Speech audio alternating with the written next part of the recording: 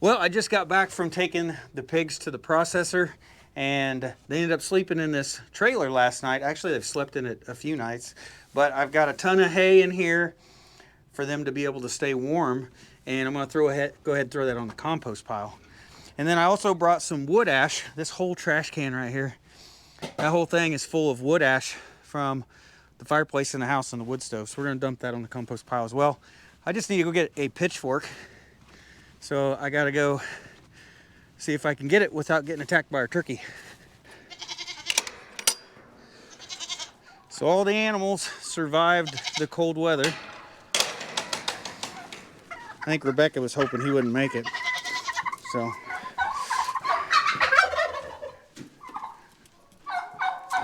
Ooh. It's coming after me.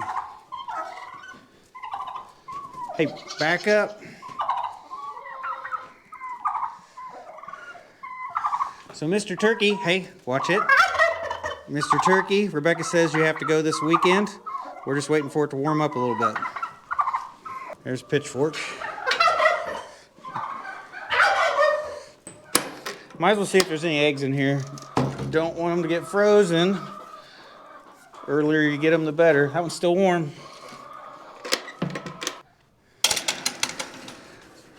So the cold weather is about to leave. We're going to warm up above freezing for probably for almost like the next week. So Mr. Tom Turkey back there has pushed his luck way too much, and he's probably going to go here in a few days and end up in the freezer. So give it another day or so and all this snow is going to be gone, and this place is going to look totally different. So I ended up putting in like an additional 2 bales last night so that they'd be plenty warm on their drive today. So I ended up taking the pigs to a different place this year, a place that's kind of hard to get into, highly spoken of, got a good reputation.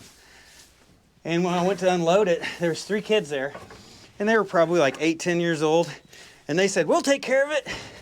And they opened up the back of the trailer, and they jumped in there with the pigs, and ended up pushing the pigs out of the trailer down the unloading chute. And of course, that ended up putting a smile on my face because I always like seeing kids being able to do farm chores and do everything on their own, just take that initiative, jump right in and get it done. It's always cool to be able to see kids that got the know-how to be able to do things without any help. Well, I want to get all this hay out of here because I don't want it to get wet and hold moisture in this trailer.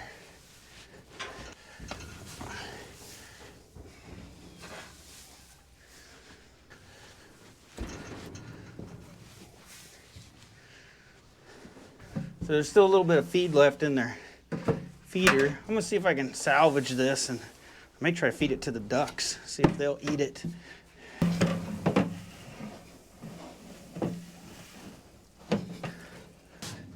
So one of the previous owners of this trailer put the rubber floor mats, like the horse mats, they put them on the floor, and that sure makes it a lot easier to sweep out.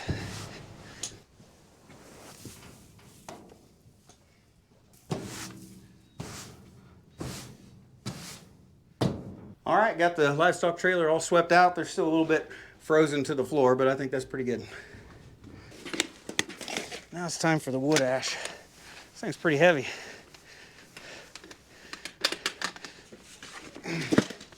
So this is completely full of ash. Of course, there's little pieces of charcoal and stuff in here, so it's like biochar. But it's got a lot of minerals, and if I remember right, it raises the pH of your compost, if I remember right. But the next time this rains, which should be tomorrow or the next day, that'll go right through into the hay and mix right in.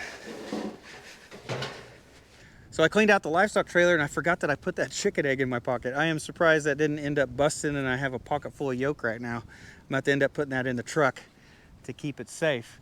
But the next thing we're gonna do, we're just gonna start cleaning up some of this pig pen, start putting all the equipment away for the year. Well, we'll unplug the electric fence, and then this fence charger is gonna go in the barn until we need it next year.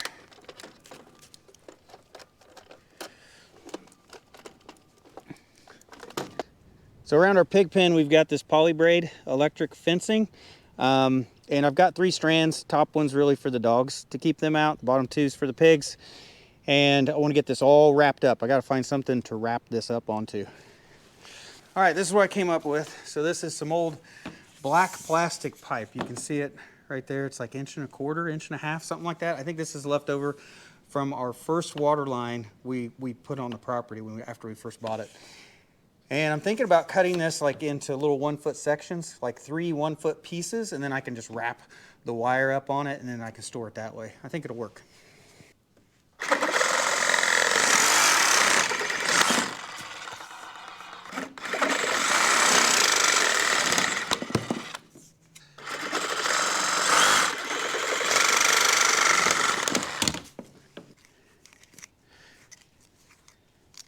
Well, I think that will work.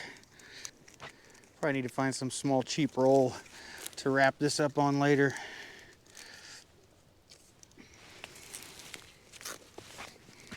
Well, that didn't actually work well at all. I forgot how much wire there was. I mean, that's just a big ball of braided electric wire, and that is a mess. So I went up to the barn. I had this electric fence reel right here, and that's what that poly braid was actually supposed to go on before I ended up using it on the pig pen. So I'm gonna try to use this to wrap it up. I'm gonna try to wrap up all 3 at the same time. That way I can unwind all 3 next year at the same time. May work, may not. We'll try it. The bad thing is I've got to somehow unreel this big nightmare that I made. All right, never do that again. All right, I've got all 3 of the wires tied to the reel here, so I'm ready to start rolling this up. Hopefully this works.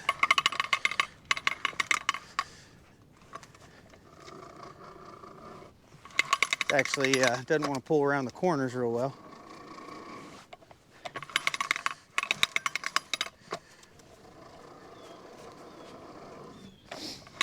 So I think this is a Terragate reel. I used whatever Greg Judy suggested. That's what I ended up buying.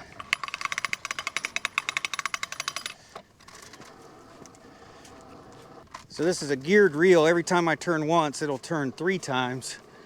So it would spin this up real quick if it wasn't so hard to pull through all these posts.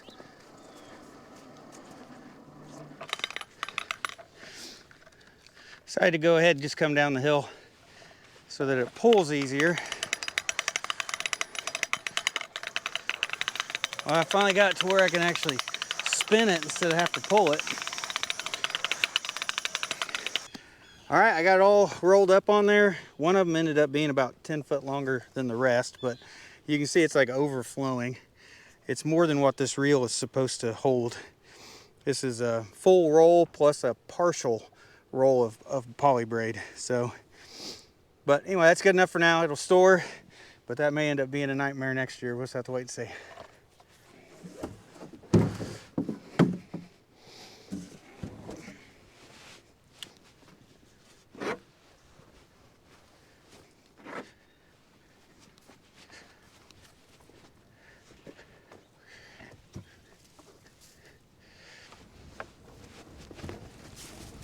So our pig waterer here, it got so cold it ended up freezing up on us. Yep, that's ice right there at the top.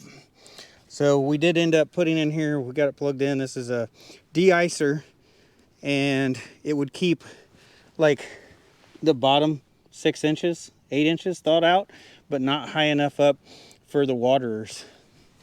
So the de-icer I put in the pig waterer was only 250 watts. It's just what I found locally at the farm store. Definitely not big enough for a 55-gallon drum. And for the temperatures we got, it got down to -9. Wind chill was like -44, -46. Really cold. That's extreme for this area. And it seemed like with that wind chill, everything just froze over really quickly that night. But I don't know if I'm gonna get this to drain since it's got that big chunk of ice in there. It may just be floating at the top. We'll tip it over, see what happens.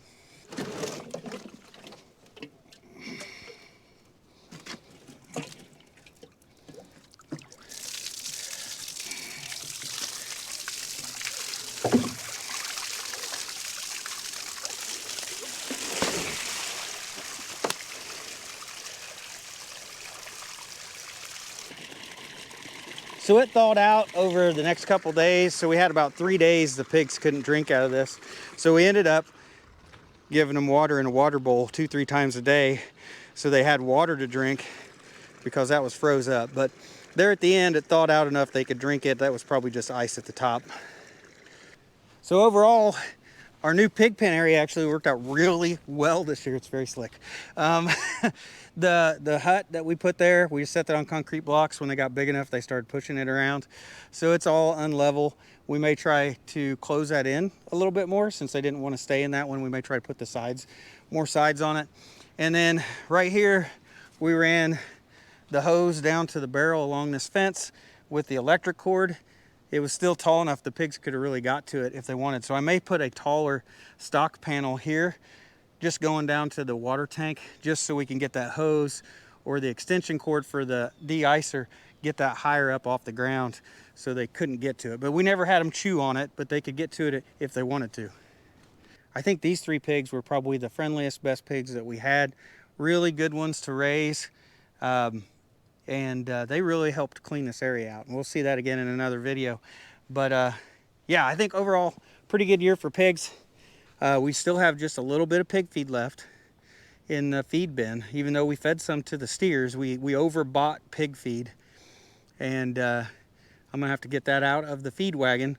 And I'm gonna store that in some of them 55-gallon drums with the removable lids. And I'm gonna store it in there because it's ended up, it seems like it's the best place to store something if it's going to be for several months.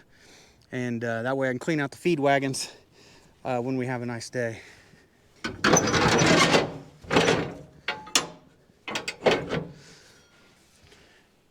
So I actually crawled inside of this the other day and pushed all the feed back down to the door. So I've got a rough idea how much we got left.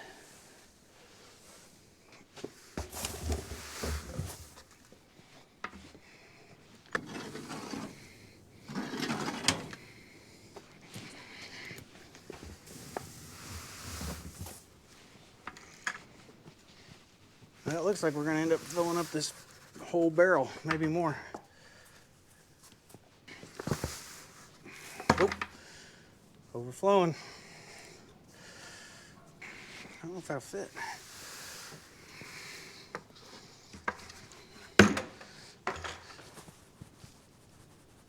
Yeah, it'll fit.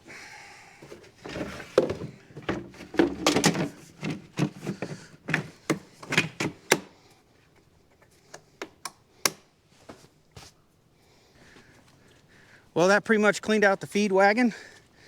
And once we get a warm day, like in the spring, I'll probably come back with a pressure washer. I'm gonna clean out both those feed wagons. And then we may end up doing a few more modifications to them. Now that I've ran them a year, I think there's a few other things I need to fix.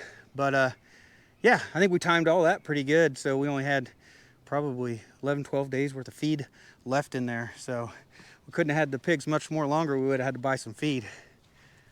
But I'm gonna go ahead, I'm gonna head back up to the house to see if we can feed the ducks, or attempt to feed the ducks the old pig feed from in the troughs. See if they'll eat it. Got a little bit of hay mixed in it. See if you guys eat that. So you can see the pond aerator, it kept this area right here thawed out. It is a lot bigger now since it's warmed up, but at least it kept a small area right here next to the shore for the ducks to be able to swim, and then they would sleep right on the edge of the pond. They had their food right here, and they made it through it just fine. So our pond is a 3.5 acre pond, and there was no ice on it the day that it got cold. At the beginning of the day, there was no ice, and then by the next morning, the whole pond was froze over, except where our aerators were. So you can see there's a small place out there. There's 4 spots that stayed thawed out with the aerators, but 3.5 acre pond, it normally does not freeze that quick. It normally takes a good week of cold weather for this to freeze over completely with ice. It may not be that thick ice, but for it to freeze over, that's not normal to do it in a day. And I think that goes back to those really cold wind chills, and that wind just going across the water here, I think it really helped it freeze quicker. And that's the fastest I've ever seen the pond freeze, for sure. So this is definitely the coldest it's been since we've lived out here. We moved out here in 2017, and that year was fairly cold. We were living in our camper. up front while we were building this house, and we actually got into some negative temperatures when we were in that camper. We froze up all the water lines, like the drains froze, the water tanks, the septic tanks, all that stuff froze. And that was it was like a nightmare, to be honest with you. And this was actually colder this last week than what we had then. And we really burnt through the firewood too. We filled this up 6 days ago in that video. We came up here and we kind of stacked this all full of firewood, and we burnt through all of that. And we had a hard time keeping the house warm. When it gets down to those negative temperatures, we had a hard time keeping like 65, 66 degrees. We would have to keep it burning constantly just to hold that temperature.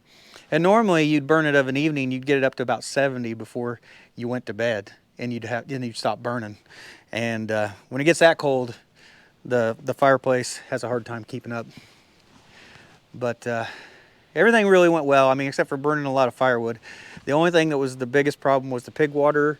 We had to go up there and we would fill it, call the pigs up, let them drink some water, and then a few hours later we'd have to go back, and that would be ice. You'd knock the ice out of the bowl, pour some water in there, call the pigs up again, get them to drink some more, just to keep the pigs hydrated during this cold weather.